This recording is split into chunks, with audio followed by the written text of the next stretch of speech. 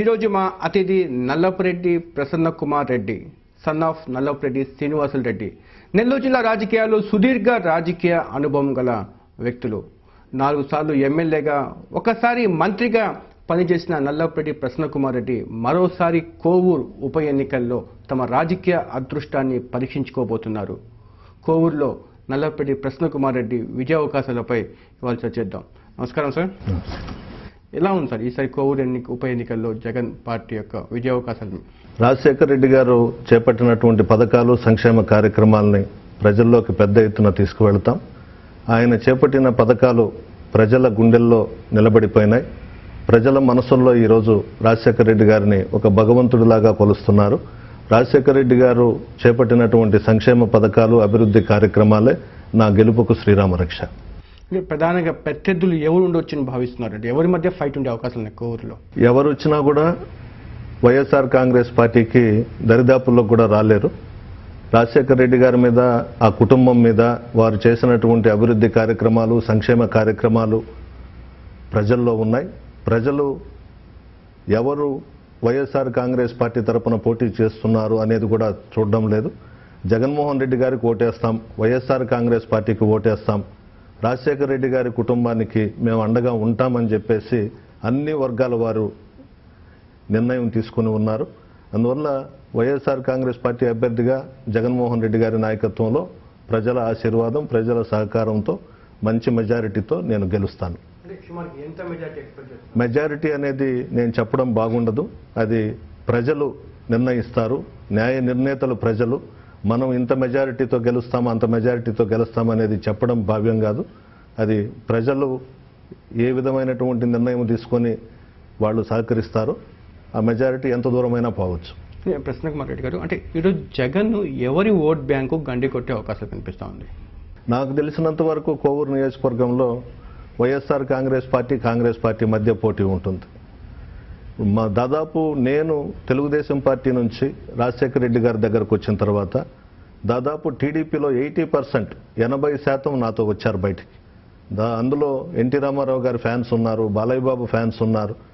ఈరోజు ఆ కుటుంబాన్ని వదులుకొని నా కోసంగా వాళ్ళు ఈరోజు ముందుకు వచ్చారు. అదేవిధంగా కాంగ్రెస్ పార్టీ నుంచి కూడా దాదాపు ఎక్కువ శాతం వైఎస్ఆర్ కాంగ్రెస్ పార్టీలోకి వచ్చున్నారు. అంటే మీరు చెప్తున్న ప్రకారం fight between Congress and YSR Congress party అన్నప్పుడు వైఎస్ఆర్ కాంగ్రెస్ పార్టీ ఓట్లు చీల్చే పరిస్థితి కనిపిస్తున్నప్పుడు టీడీపీ బలపడే అవకాశాలు ఎక్కడ కనిపించట్లేదంటారా? టీడీపీలో ఉన్న క్యాడర్ అంతా కూడా నాతో ఉంది. దాదాపు అక్కడ ఒక 25% ఉంటారు. అది కూడా కుటుంబాన్ని వదిలి బయటకు రాలేక, ఎన్టీ రామారావు గారి కుటుంబాన్ని, అంతవరకే తప్పించి అక్కడ తెలుగుదేశంకు అవకాశం లేదు. ప్రసన్న కుమార్ రెడ్డి గారు, రాజకీయాల్లో హత్యలు ఉండవు, అన్ని ఆత్మహత్యలు అంటారు. మీరు దాన్ని అంగీకరిస్తారా? రాజకీయాల్లో శాశ్వత శత్రుత్వము, శాశ్వత మిత్రుత్వం ఉండదని అంటారు. అంటే మీరు ఏ కారణం లేకుండానే టీడీపీని వీడారు, అదేవిధంగా ఎమ్మెల్యే పదవికి రాజీనామా చేశారు. దీన్ని ఎలా భావించాల్సిన పరిస్థితి కనిపిస్తూ ఉంది? నేను మొట్టమొదటి నుంచి కూడా, చిన్నప్పటి నుంచి కూడా ఎన్టీ రామారావు గారి అభిమానిని.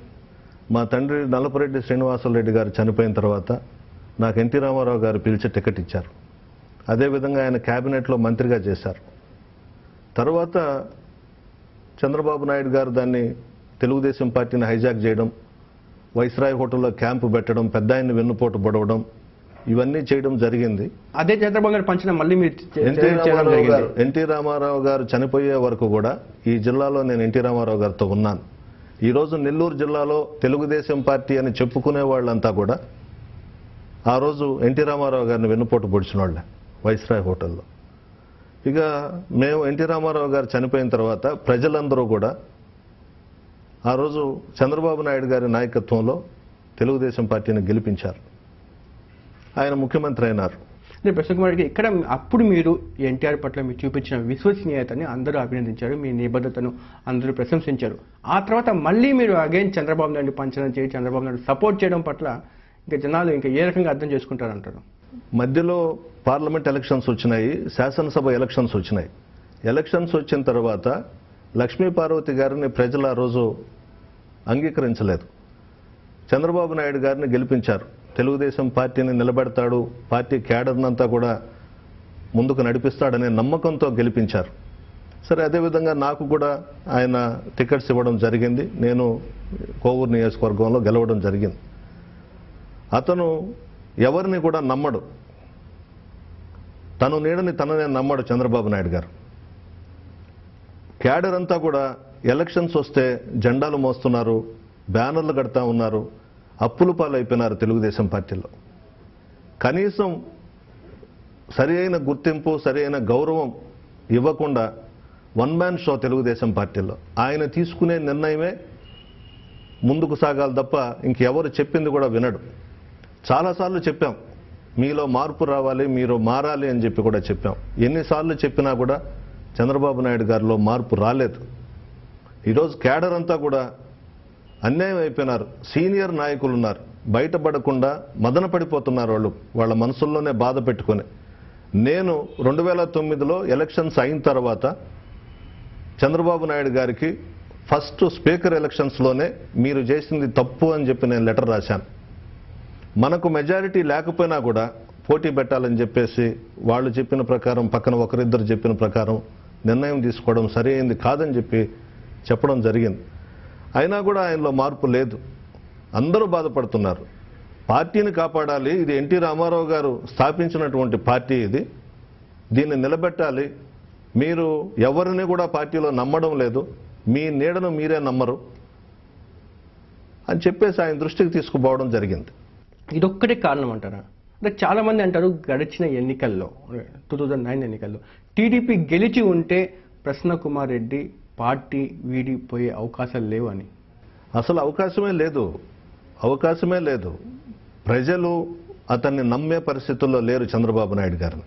ఎన్టీ రామారావు గారి కుటుంబం అంతా వచ్చి చేశారు. జూనియర్ ఎన్టీఆర్ గారు వచ్చారు, బాలకృష్ణ గారు వచ్చారు, వీళ్ళంతా కూడా ప్రచారం చేసినారు.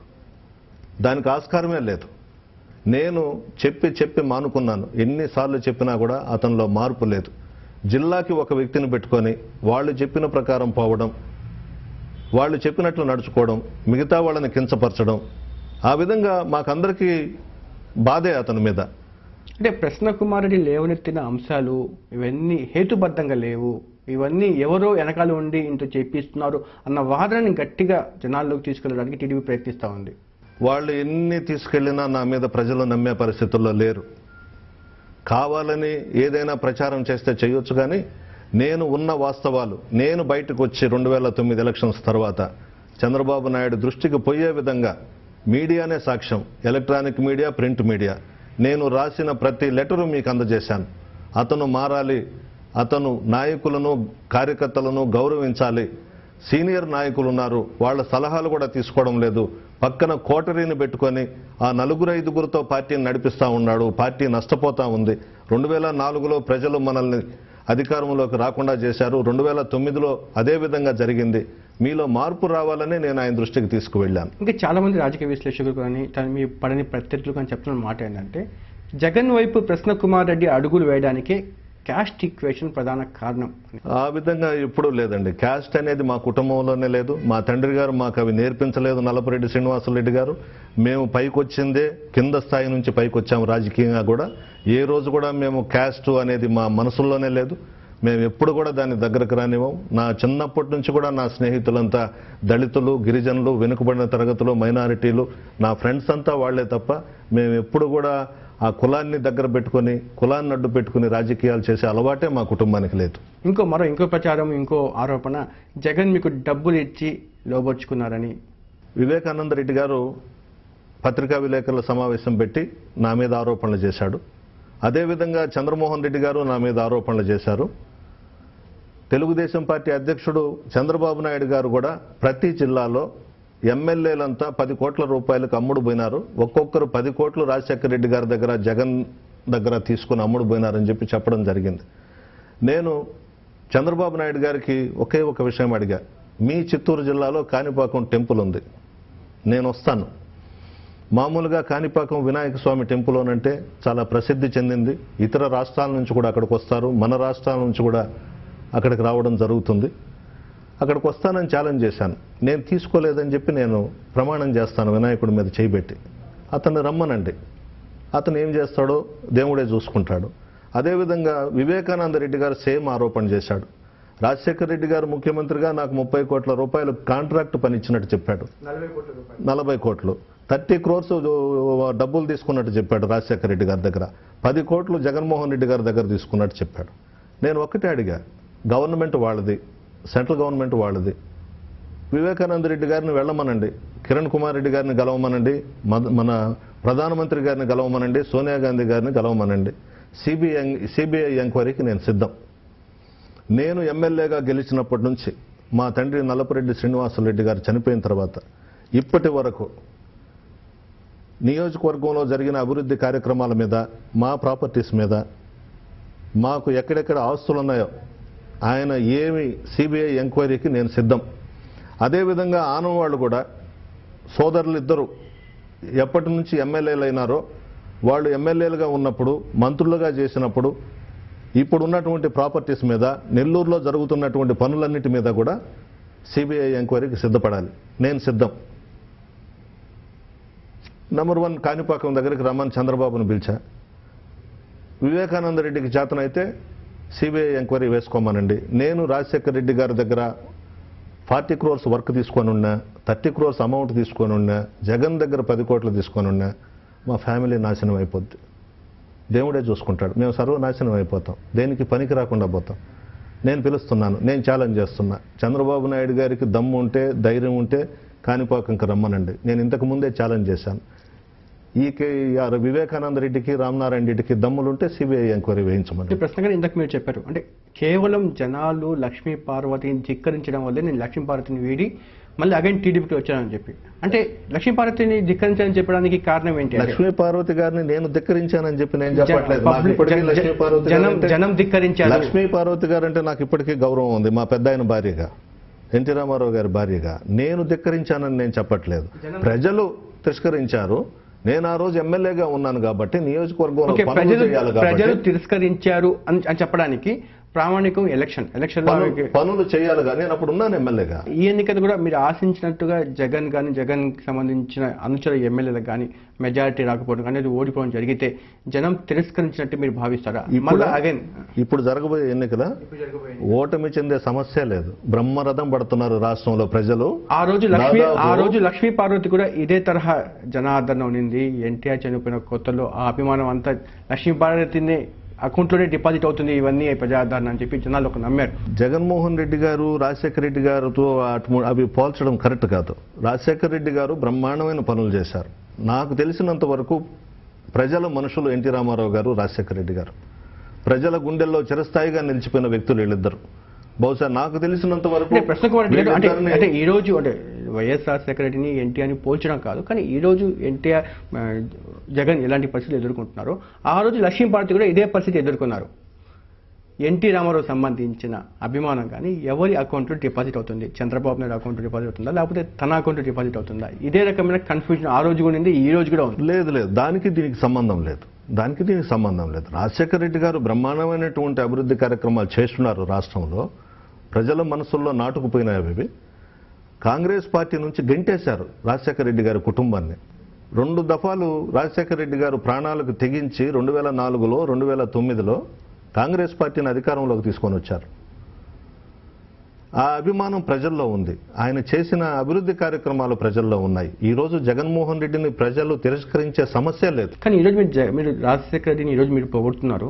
2009 ఎన్నికల్లో మీరు కోవూరు నియోజకవర్గంలో పోటీ చేసినప్పుడు టీడీపీ తరఫున మీరు బండబూతులు వైఎస్ రాజశేఖర రెడ్డిని తిట్టిన మాట వాస్తవం కాదా? బండబూతులు నేనేం తిట్టలేదు, కానీ రాజకీయంగా శాశ్వత శత్రువులు, శాశ్వత మిత్రులు అని అనేది ఇందాకనే చెప్పాను నేను.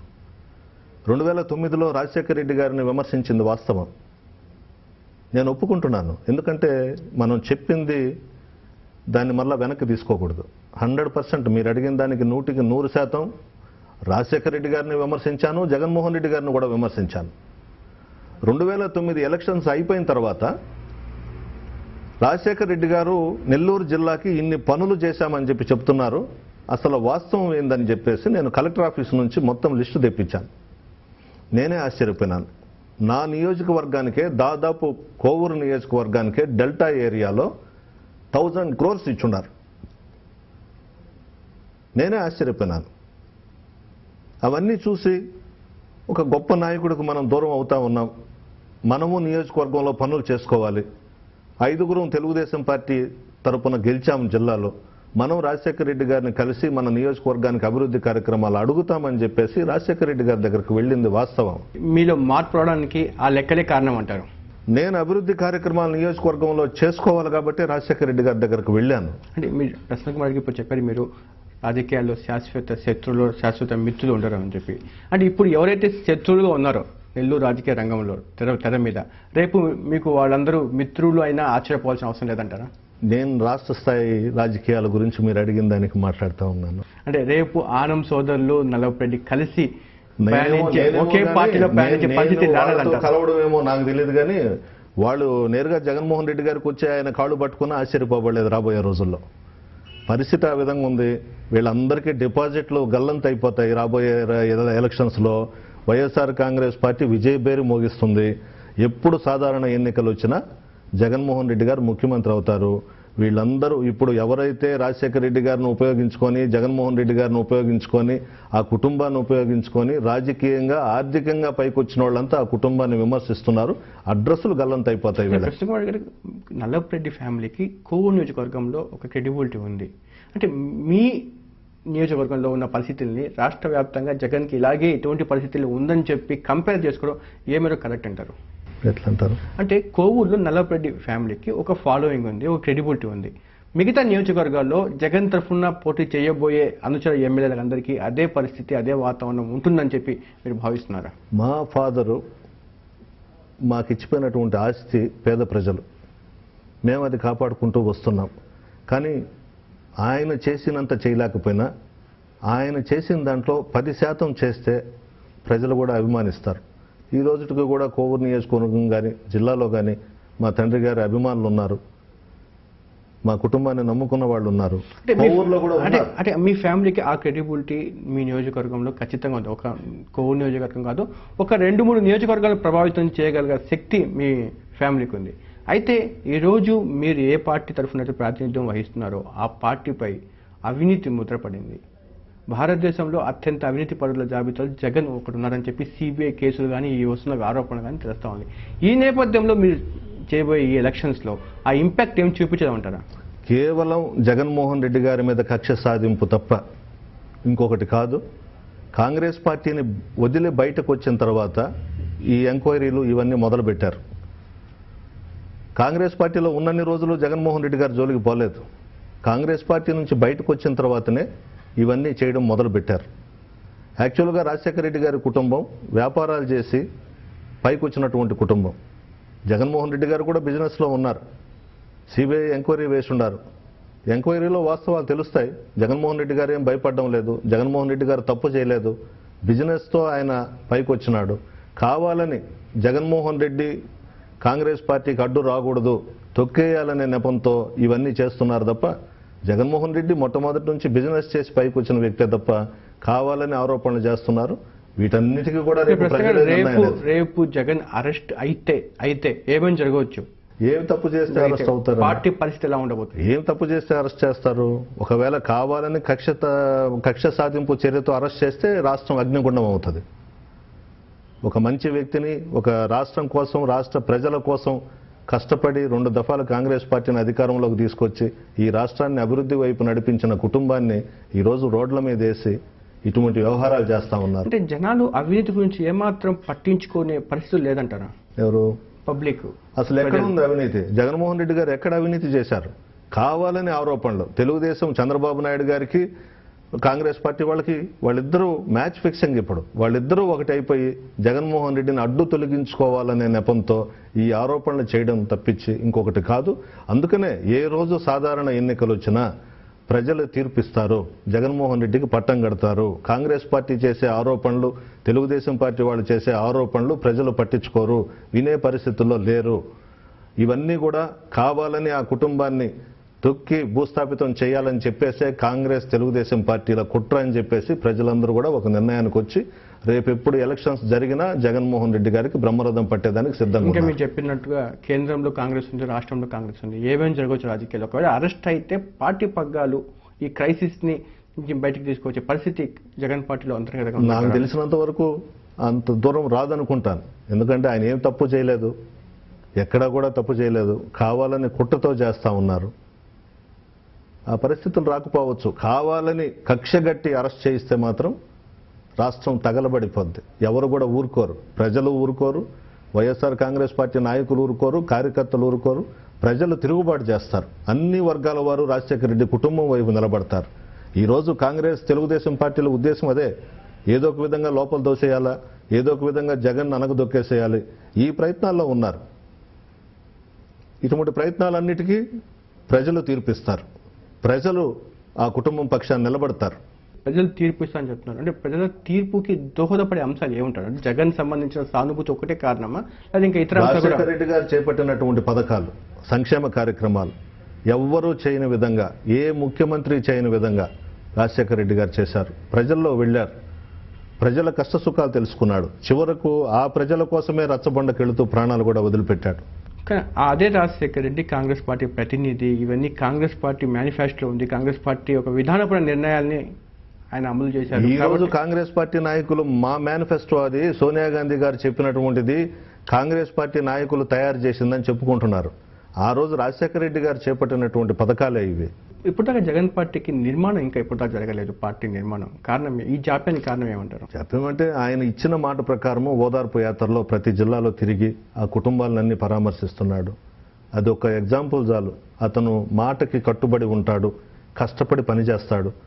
ఈ ఇంత చిన్న వయసులో ఆ అబ్బాయి ఆ విధంగా తిరిగి ప్రజలను కలుసుకోవడం అనేది చాలా గొప్ప విషయం. ప్రతి ఒక్కరు కూడా అభినందించాలి.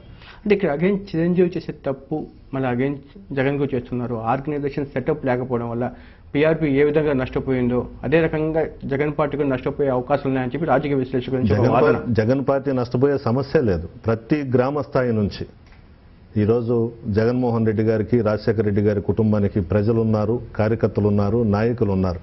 నష్టపోయే సమస్య లేదు, ఎక్కడా అవకాశమే లేదు. చిరంజీవికి జగన్మోహన్ రెడ్డి గారికి చాలా పోలిక ఉంది. అసలు చిరంజీవి గారికి రాజకీయ లక్షణాలు లేవు. పాపం ఏదో వచ్చాడు, ముఖ్యమంత్రి కావాలనుకున్నాడు, ఆయన జాతకం బాగలేక కాలేకపోయినాడు. మాస్ లీడరే, నేను కాదనట్లేదు. కానీ ఆయన అమాయకత్వం, ఆయన మంచితనం ఈ రాజకీయాలకు పనికిరావేమో. ప్రసన్న కుమార్ రెడ్డి గారు, అంటే మీరు గెలిచిన వెంటనే వైఎస్ రాజశేఖర రెడ్డి తలుపు తట్టారు అని చెప్తారు. అంటే ఈ తలుపు తట్టడానికి 40 కోట్ల రూపాయలు ఇందాక మీరు చెప్తున్న ప్రకారం 40 కోట్ల రూపాయల కాంట్రాక్ట్ పనులు ప్రధాన కారణం అంటారు. ఇంట్లో ఏమాత్రం వాస్తవం లేదంటారా? ఓకే, నేను 40 కోట్ల రూపాయలు కాంట్రాక్ట్ పని చేశానని చెప్తున్నారు కదా, ఆ వర్క్ ఎక్కడ, ఆ కాంట్రాక్టర్ ఎవరు, నేను ఎవరి పేరుతో సబ్ వర్క్ తీసుకొని చేశాను, ఇవన్నీ చెప్పమనండి చాలు. అది ఒక ఎగ్జాంపుల్. ఇప్పుడు ఆనం వివేకానంద రెడ్డి గారు కర్నూలు జిల్లాలో 40 కోట్లు రాజశేఖర రెడ్డి ప్రసన్నకు వర్క్ ఇచ్చాడని చెప్పేశాడు నా సోదరుడు. నేను ఆయన డిమాండ్ చేశాను. అంటే ఈ ఆరోపణ చేస్తున్నది వర్క్ ఎక్కడ? ఆనం సోదరులే కాదు, మీ మేనత్త కొడుకు సోమిరెడ్డి చంద్రమోహన్ రెడ్డి కూడా ఇదే ఆరోపణ. ఏ ఎంక్వైరీకైనా నేను సిద్ధం అంటున్నాను కదా, దేనికైనా నేను సిద్ధం అంటున్నాను. నేను చేయలేదు. నాకు అసలు ఆ కాంట్రాక్ట్ పనులు ఎట్లుంటాయో కూడా నాకు తెలియదు, ఏ విధంగా చేయాలో కూడా నాకు తెలియదు. జిల్లా ప్రజలందరికీ తెలుసు, ప్రతి ఒక్కరికి తెలుసు. నేను ఛాలెంజ్ చేస్తున్నాను, నాకు ఆ వర్క్ పేరు చెప్పమనండి చాలు. ఈరోజు నాపై 40 కోట్ల రూపాయలు కాంట్రాక్ట్ పని నేను చేశానని చెప్తున్నారు. ఆ వర్క్ పేరు చెప్పమనండి, నేను ఉప ఎన్నికల నుంచి తప్పుకుంటాను. నేను ఎక్కడ చేశాను, ఆ కాంట్రాక్టు ఎక్కడ, ఆ కాంట్రాక్టర్ ఎవరు, నేను సబ్ వర్క్ చేశాను అంటున్నారు. అదొకటి. 10 కోట్లు జగన్ దగ్గర తీసుకున్నానని చెప్తున్నారు, 30 కోట్లు రాజశేఖర రెడ్డి గారి దగ్గర తీసుకున్నానని చెప్తున్నారు. ఈ ఆరోపణల్లో ఏ ఒక్క ఆరోపణ చేసినా ఉప ఎన్నికల నుంచి తప్పుకోవడమే కాకుండా శాశ్వతంగా రాజకీయాలు మానుకుంటాను. అంటే ఈ ఆరోపణలన్నీ వితౌట్ ఎవిడెన్స్ కావాలని ఏదో చెప్పాలి, పత్రికల్లో రావాలి, ఎలక్ట్రానిక్ మీడియాలో రావాలి, అంతకు తప్పించి నేను చేసే ఛాలెంజ్కి రమ్మనండి. నేను అన్ని వదులుకుంటాను అంటున్నాను. ఉప ఎన్నికల్లో పోటీ చేయను, రాజకీయాలు శాశ్వతంగా వదులుకొని ఇంట్లో కూర్చుంటాను. అన్ని అవాస్తవాలే. నేను ఆ రోజే రమ్మన్నాను, ఎక్కడికి రమ్మన్నా వస్తా. మీరు చేసిన ఆరోపణలు రుజువు చేయండి. ఆ ఒక్క కాంట్రాక్ట్ పేరు చెప్పమనండి, నేను ఎక్కడ చేశానో చాలు. ఆ పేరు చెప్తే వెళ్ళిపోతాను రాజకీయాల్లో నుంచి. ఇప్పుడే రేపే ప్రెస్ మీట్ పెట్టి నేను విత్డ్రా చేసుకుంటాను కోవూరులో. ప్రశ్న నెల్లూరు జిల్లా రాజకీయ విషయానికి వస్తే, అంటే మీ ఫ్యామిలీలో కూడా వారసుల గొడవ ఉంది. రాజకీయ వారసుడు శ్రీనివాస్ రెడ్డికి నేనే అని చెప్పి సోమిరెడ్డి అంటారు. నేనే వారసుడు అంటారు. ఆయన ఎట్లా వారసుడు అవుతాడండి? మా మేనత్త కుమారుడు కావచ్చు, ఆయనకేం సంబంధము? మా కుటుంబం వేరే, ఆయన వేరే. కాకపోతే మా తండ్రి శ్రీనివాసరెడ్డి గారు రాజకీయాల్లో ఉన్నప్పుడు ఆయనతో కూడా ఆయన తిరిగి ఉండొచ్చు. బట్ ఆయన ఎక్కువ శ్రీనివాస్ రెడ్డిని ఆయన ఎక్కువ క్లెయిమ్ చేసుకుంటూ ఉంటాడు ఎక్కువ. దానికి మనం ఏం చేస్తాము? రేపు ప్రజలు చెప్తారు కదా, ఆయన తెలుగుదేశం పార్టీ తరఫున పోటీ చేస్తున్నాడు, నేను వైఎస్ఆర్ కాంగ్రెస్ పార్టీ తరఫున పోటీ చేస్తున్నాను, నేను శ్రీనివాసరెడ్డి గారి వారసుండే, ఆయన శ్రీనివాసరెడ్డి గారి వారసులు అనేది రేపు కోవూరు ప్రజలు తెలియజేస్తారు. ఆడ తెలుసుకుంటాం. సో మేము చెప్తున్న ప్రకారం అయితే నల్లపరెడ్డి శ్రీనివాసరెడ్డి మీద వచ్చిన 1-2 ఆరోపణలు కూడా కేవలం నల్లపరెడ్డి ప్రసన్నకుమార్ రెడ్డి వాళ్ళే వచ్చింది తప్ప ఇంకా వేరేదేం లేదా? అన్ని అవాస్తవాలు. నేను దేనికైనా సిద్ధం, ఏ విచారణకైనా సిద్ధం. నేను సిద్ధంగా ఉన్నా, ఒక్క ఆరోపణ రుజువు చేసినా నేను రాజకీయాల నుంచి తప్పుకుంటా. ఎన్నిసార్లు అడిగినా నేను చెప్పేది ఇదే, ఒక్క క్షణం రాజకీయాల్లో ఉండను. అదేవిధంగా నెల్లూరు జిల్లా రాజకీయాల విషయానికి వస్తే నెల్లూరు జిల్లాలో 35 సంవత్సరాలు మీ తండ్రి నేదురుమల్ జనార్దన్ రెడ్డిని వ్యతిరేకించారు. అటువంటి నేదురుమల్ జనార్దన్ రెడ్డిని మీరు మొన్న వెళ్ళి కలిసి మా తండ్రి తర్వాత తండ్రి అంతవాడు జనార్దన్ రెడ్డి అని చెప్పడం, ఈ ప్రకటన, ఈ స్టేట్మెంట్ను నల్లపరెడ్డి ఫాలోవర్స్ కానీ ఇంకా టీడీపీ శ్రేణులు కానీ ఇంకా మీ యొక్క ఫాలోవర్స్ కానీ ఏ విధంగా అర్థం చేసుకోవాలంటారు? నేను జనార్దన్ రెడ్డి గారిని కలిసింది వాస్తవం. నేను ఇందాకే చెప్పాను, రాజకీయాల్లో శాశ్వత శత్రువులు శాశ్వత మిత్రులు ఉండరని. దాదాపు 40-45 సంవత్సరాలు మా తండ్రి గారు, మా పెదనాన్న అందరూ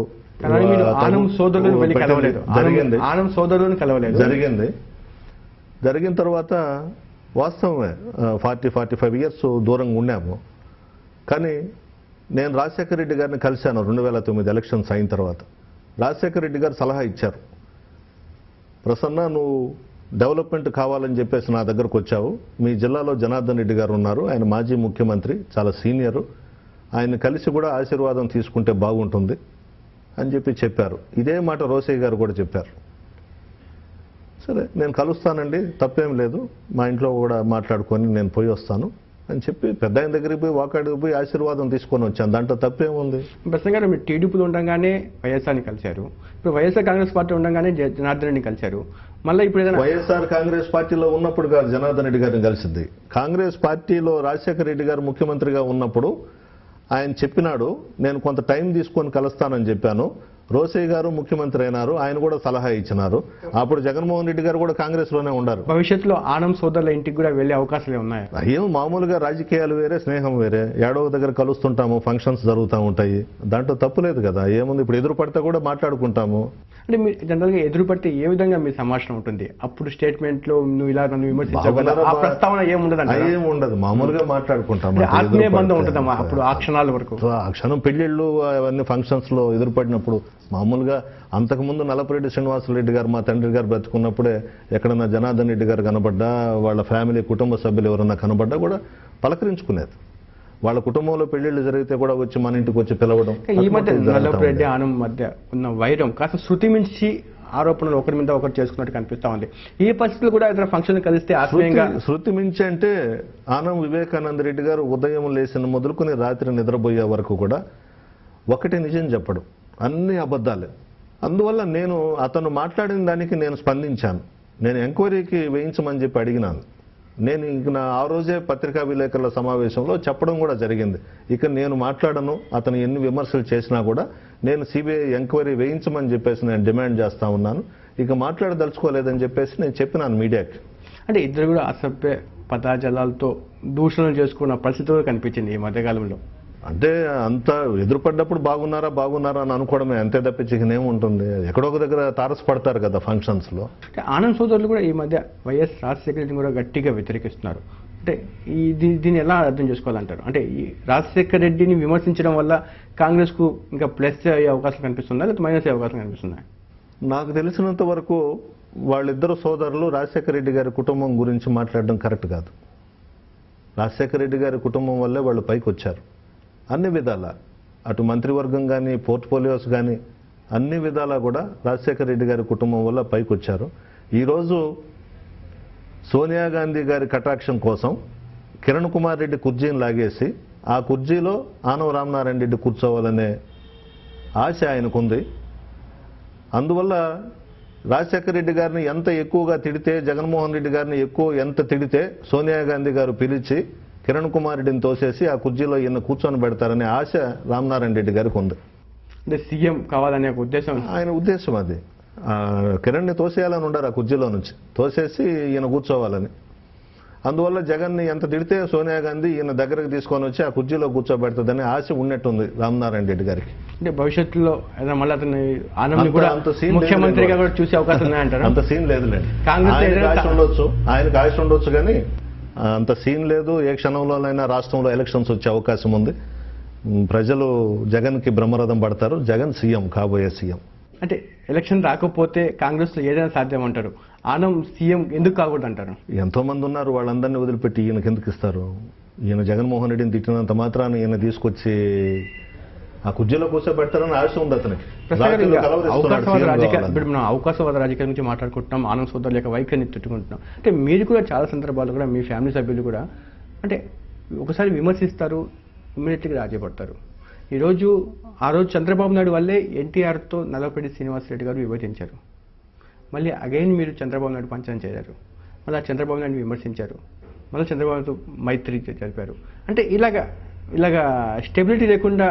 స్టెబిలిటీ అనేది కాదు, తప్పు చేస్తే ఎవరినైనా ఎదుర్కొనేది మా కుటుంబంలో మొట్టమొదటి నుంచి ఉంది. ఉన్నది ఉన్నట్లు మాట్లాడతాం, ఎదురుగా అడుగుతాము, తేల్చుకుంటాం. అది మా తండ్రి నల్లపరెడ్డి శ్రీనివాసరెడ్డి గారి దగ్గర నుంచి వస్తుంది. అందువల్ల ఎవరైనా తప్పు చేస్తున్నారు అని అంటే ఖచ్చితంగా నిలదీసి అడుగుతాం. నీ వల్ల ఇట్లా పార్టీ డ్యామేజ్ అయిపోతుంది, పార్టీ నాశనం అయిపోతూ ఉంది, నాయకులు కష్టపడుతున్నారు, కార్యకర్తలు బాధపడతా ఉన్నారు అని చెప్పి అడిగే మనస్తత్వం మాకుంది. అంతే తప్పించి ఏదో మా రాజకీయ స్వార్థం చాలా మంది నల్లపరెడ్డి శ్రీనివాసరెడ్డి యొక్క రాజకీయ విధానంతో మిమ్మల్ని పోల్చుకోవడానికి చాలా మంది డైజెస్ట్ చేసుకోలేరు. ఆయనది ఫైటింగ్ మేనర్లో ఉండేది ఆయన పాలిటిక్స్, మీరంతా రాజీ పడే ధోరణితో ఉంటుంది.